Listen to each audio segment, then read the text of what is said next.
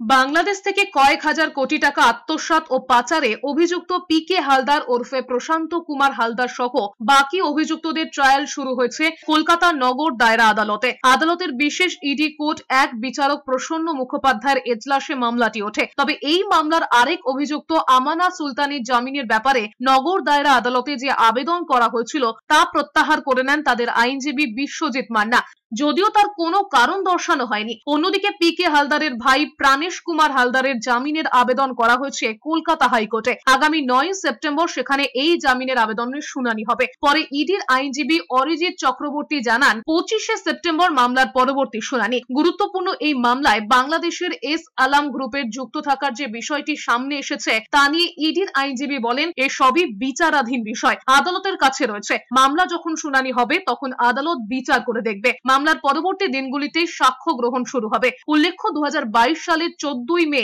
রাজারহাটের বৈদিক village boat house 15 Greentech city থেকে পিকে হালদারকে গ্রেফতার করে তদন্তকারী সংস্থা এনফোর্সমেন্ট ডিরেক্টরেট বা ইডি। এছাড়াও উত্তর 24 পরগনার বিভিন্ন জায়গায় তল্লাশি অভিযান চালিয়ে পিকে হালদারের আরো 5 সহযোগী, তার ভাই প্রাণেশ হালদার, স্বপন মিস্ত্রি ওরফে স্বপন মৈত্র, উত্তম মিস্ত্রি ওরফে উত্তম মৈত্র, ইমাম হোসেন ওরফে ইমন হালদার এবং আমানা সুলতানা ওরফে শর্মি হালদারকে গ্রেফতার করা হয়।